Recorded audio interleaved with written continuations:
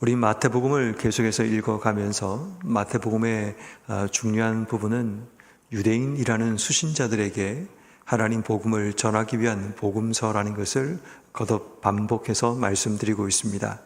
그래서 우리가 마태복음을 읽어갈 때 이 저자인 마태가 유대인들에게 예수님을 소개하는 그런 내용들을 잘 봐야 된다라고 말씀드렸습니다. 오늘 본문에도 보면 예수님이 어떤 분인가를 성경 저자인 마태는 계속해서 소개하고 있는 내용들을 우리가 살펴보게 됩니다. 아마도 마태는 시작부터 끝까지 유대인들에게 예수님이 이런 분이다. 그래서 우리가 그 예수님을 우리의 삶의 복음으로 받아들이는 그런 지혜가 필요하다라는 이야기를 거듭 반복해서 말하고 있음을 보게 됩니다. 오늘 본문의 사건의 시작은 38절 말씀에 보면 서기관과 바리새인 중 몇 사람이 예수님께 나옵니다. 그리고 말하기를 선생님이여 우리에게 표적 보여주시기를 원합니다 라고 이야기를 합니다. 이 서기관과 바리새인들이 표적을 구했던 이유는 그들이 표적을 보고 예수를 믿으려는 의도는 아닌 것 같습니다. 아마도 그들은 표적을 보고 예수님에 대해서 힐난할 또 비판할 정죄할 근거를 찾으려고 하는 그런 목적이 있었던 것으로 보입니다. 표적을 보고 믿으려는 것이 아니라 표적을 보고 예수님의 흠을 잡으려고 하는 그들의 악한 의도를 주님께서 아셨던 것 같습니다. 그래서 주님께서 39절 말씀에 악하고 음란한 세대에 표적을 구하지만 요나의 표적밖에는 보일 표적이 없다라고 말씀하십니다. 왜 예수님께서 이들에게 요나의 표적을 말씀하셨는가 하면 우리가 잘 아는 것처럼 요나가 물고기 뱃속에서 죽음을 경험하고 다시 물고기가 토해냄을 통해 부활을 경험하게 되죠. 요나의 표적은 예수님께서 죽으셨다가 살아나실 바로 새로운 표적을 이야기하시는 겁니다. 죽음과 부활, 바로 그것 외에는 너에게 보여줄 표적이 없다라고 말씀하시면서 40절 밤낮 사흘 동안 물고기 뱃속에 있었던 것 같이 인자도 밤낮 사흘 동안 땅속에 있으리라. 요나의 표적이 예수님께서 앞으로 보여주실 죽음과 부활이라는 표적이라는 것을 우리에게 말씀하고 있습니다. 그리고 그 요나의 표적이 중요한 이유가 그 뒤에 보면 41절 말씀에 심판 때에 니네의 사람들이 일어나 2세대 사람들을 정죄하리니 이는 그들이 요나의 전들을 듣고 회개하였다라고 이야기합니다. 요나의 표적을 통해서 요나가 증거자가 되어 하나님 복음을 전하는 자가 되었는데 요나가 3일 길을 걸어야 될 니느웨 이 도시 가운데 하루 길을 걸었을 때 왕부터 짐승까지 모두가 회개하는 놀라운 전도 열매가 맺은 것처럼 예수님께서도 예수님의 표적인 죽음과 부활을 통해 온 인류의 구원을 전하시는 전도자가 되심을 우리에게 보여주고 있는 겁니다. 다시 말해 마태는 예수님께서 어떤 분인가를 이야기하면서 요나라는 선지자를 통해 요나의 표적처럼 예수가 보이는 표적, 요나가 전도한 것처럼 예수님께서 십자가 위에 죽고 부활하심을 통해 그가 전할 생명과 구원의 메시지, 그것을 지금 말하고 싶어 하는 겁니다. 그리고 얘기하죠. 41절 뒷부분에 요나보다 더 큰 이가 여기 있다. 내가 요나보다 더 큰 이다 라고 말씀하시면서 예수가 어떤 분인가를 소개하게 됩니다. 그리고 42절 말씀에 보면 또 한 번 예수가 어떤 분인가를 소개하는데 심판 때에 남방 여왕이 일어나 2세대 사람을 정죄하게 될 텐데 그가 솔로몬의 지혜를 들으려고 땅끝에서 왔다라고 이야기합니다. 스바 여왕이 아마도 솔로몬의 지혜를 듣기 위해 찾아왔던 그런 이야기를 하고 있는 것 같습니다. 그런데 말하기를 솔로몬보다 더 큰 이가 있다라고 말을 합니다. 이 말은 바꿔 얘기하면 심판 때에 너희가 살아남을 수 있는 그 하나님의 지혜를 얻기 위해서는 솔로몬보다 더 큰 지혜를 가진 분에게 너희가 지혜를 들어야지 너희가 구원을 얻을 수 있다라는 이야기를 하는 겁니다.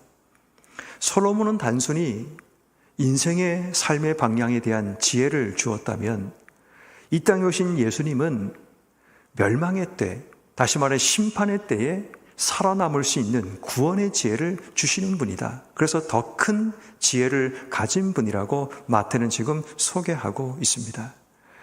요나보다 크신 분, 솔로몬보다 더 큰 이가 예수님이란 사실을 그가 지금 소개하고 있습니다. 그리고 46절 이하부터 가게 되면 예수님의 어머니와 동생들이 찾아왔다는 그 말씀을 가지고 예수님께서 반문하시죠. 48절, 누가 내 어머니며 내 동생들이냐라고 말씀하시면서 예수님의 영적인 가족을 소개하시죠. 45절 말씀에 보면 누구든지 하늘에 계신 내 아버지의 뜻대로 하는 자가 내 형제요, 자매요, 어머니라고 소개합니다. 예수님의 영적인 가족, 예수님의 새로운 가족이 누구인가를 소개하는 내용이 등장하고 있는데 그것이 바로 하나님 아버지의 뜻대로 행하는 자. 이 말은 바꿔 얘기하면 예수의 가족이 된다는 것은 하나님의 뜻을 행하는 바로 그 삶이 되됨을 이야기하고 하나님의 뜻과 맞물려 있는 예수의 삶이 예수라는 분의 정체성, 본질이라는 것을 이야기하는 겁니다. 다시 말해 예수님이라는 이 분이 아버지 하나님의 뜻과 떨어질 수 없는 하나님 아버지의 뜻을 이루어가는 그 분이 예수님이기 때문에 예수의 가족이 되려면 너희도 내 아버지 하나님의 뜻대로 행하는 자가 되어야 된다라는 것을 통해 유대인들에게 예수님은 하나님과 떨어질 수 없는 하나님의 뜻을 이 땅 속에 행하기 위해 오신 분이라는 사실을 그들에게 증거하고 있음을 보게 됩니다. 다시 말해 마태는 끊임없이 예수가 어떤 분인가를 유대인 독자들에게 계속해서 말을 하고 있다는 것을 우리가 발견하게 됩니다. 자, 그런데 오늘 본문에서 우리가 이 말씀을 이해하고 적용하려면 성경 속에 기록되어 있는 중요한 단어 하나를 우리가 잘 기억해야 됩니다. 그것은 오늘 본문에 몇 번이나 반복해서 나오는 단어가 있습니다. 그게 바로 악한 세대라는 단어입니다. 39절 말씀해 보니까 예수께서 대답하여 이르시되 악하고 음란한 세대가 라고 이야기합니다. 42절의 말씀해 보니까 이 세대 사람을 정죄하리니, 또 45절 말씀해 보니까 제일 마지막 부분에 이 악한 세대가 또한 이렇게 되리라 라고 말을 합니다. 다시 말해 악한 세대가 지금 표적을 구하고 있고 악한 세대가 어떻게 보면 지혜를, 심판 때에 지혜를 구하고 있는 그런 상황이고 이 악한 세대가 지금 전보다 형편이 더 나빠져 있는 그런 상황들을 맞이하고 있음을 보게 됩니다. 다시 말해 오늘 우리가 적용해야 될 메시지는 악한 세대를 살아가는 우리가 어떻게 살아가야 되는가, 이것이 오늘 우리가 말씀을 붙들고 기도하고 나가야 될 중요한 부분이라는 겁니다. 우리가 사는 세대는 악한 세대이고 이 악한 세대를 우리가 살아가야 하는데 어떻게 이 악한 세대를 관통하며 살아가야 하는가, 거기에 오늘 말씀의 핵심이 있게 됩니다. 그 첫 번째는 이런 거죠. 예수의 표적이 우리에게 필요하다는 겁니다. 이 악한 세대의 표적을 구하고 눈에 보이는 가시적인 뭔가를 요구하는 세대 가운데 우리가 붙들어야 될 중요한 표적은 예수의 표적밖에 없다는 겁니다. 예수의 표적은 십자가를 의미합니다. 예수님의 죽음과 부활을 우리에게 기억하게 만드는 십자가의 표적 외에는 이 악한 세대를 살아갈 방법이 없다는 것을 이야기합니다.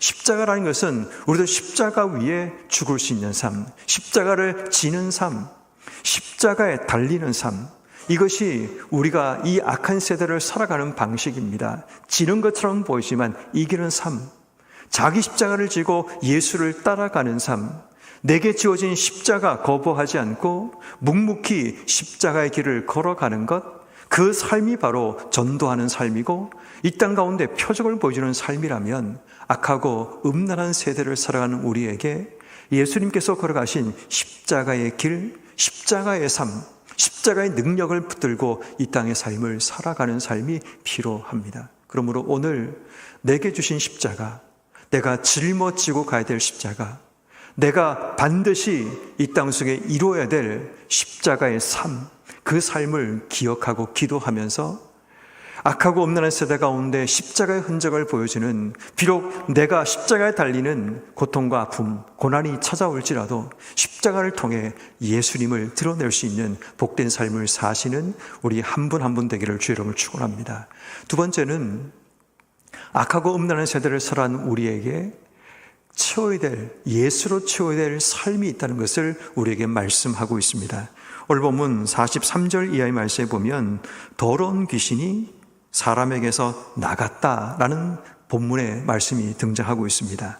근데 44절 말씀에 보니까 내가 나온 내 집으로 돌아가리라 하고 와보니까 집이 비고 청소되고 수리되었거늘. 45절 말씀에 전보다 더 악한 귀신 7을 데리고 들어가서 거하게 되어서 나중 형편이 이전 형편보다 더 심하게 되었다. 악한 세대가 이러하다라고 이야기합니다.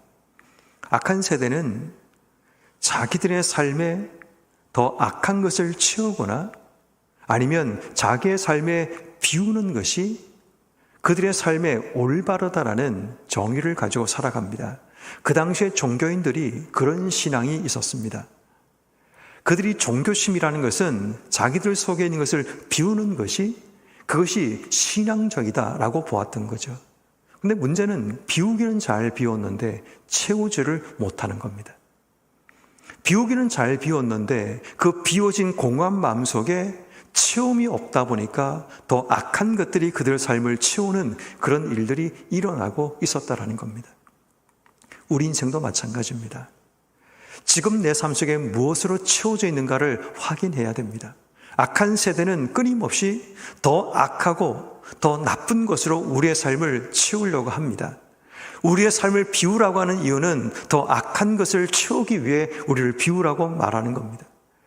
그런데 믿는 우리에게 채울 수 있는 유일한 한 가지는 예수 외에는 우리의 삶에 채울 것이 없다는 사실을 기억해야 합니다. 그러므로 오늘 하루 삶을 살아갈 때 우리 삶 속에 비어있는 공허한 삶의 자리에 예수로 채워지는 삶, 세상의 그 어떤 것으로 채울 수 없는 우리의 삶의 자리에 예수로 채우고 예수가 주인 되고 예수님과 연결되는 삶을 살아가는 것, 이것이 오늘 우리가 기도하며 기억하며 준비해야 될 삶입니다.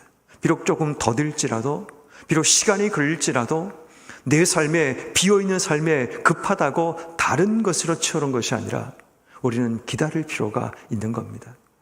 지난 주일날 이제 교회 와서 컴퓨터를 켰는데 갑자기 컴퓨터가 켜지다가 갑자기 이상하게 꺼져 버렸습니다.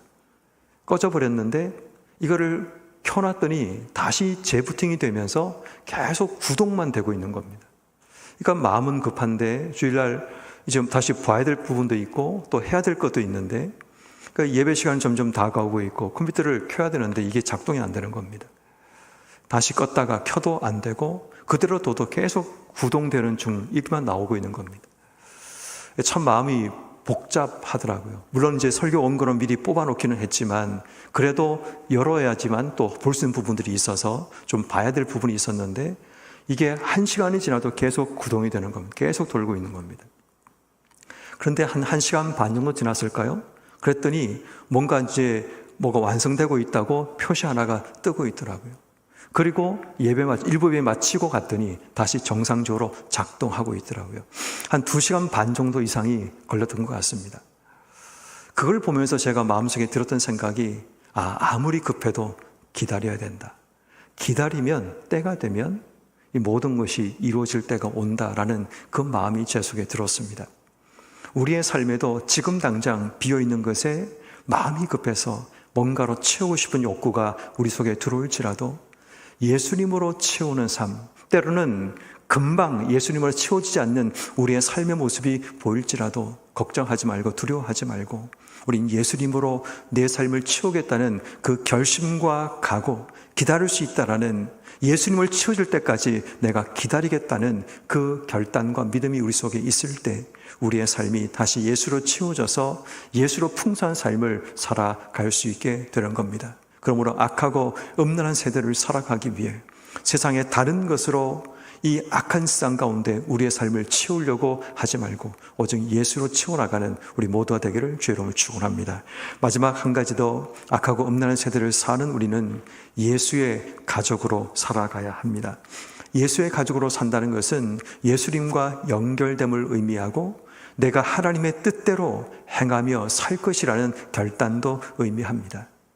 누가 내 가족이냐, 누가 내 어머니고 동생들이냐라는 이 주님의 질문에 주님의 대답은 내 아버지 하나님의 뜻대로 행하는 자가 내 가족이라고 말씀하시는 것처럼 올 하루 우리의 삶이 악하고 음란한 세대 가운데 그들의 가족처럼 살아가는 것이 아니라 예수의 가족으로 하나님의 뜻을 온전히 행하며 살아가는 우리가 되기 위해 결단해야 합니다. 예수님과 연결되지 못하면 우리의 삶에 그분의 뜻이 드러나지 않고 보여지지 않고 이 땅의 삶을 살아가게 됩니다. 연결이 끊어진다는 것은 결국 우리 인생 가운데 어떤 힘도 공급되지 않고 어떤 것도 내 삶 속에 더해지지 않음을 의미합니다.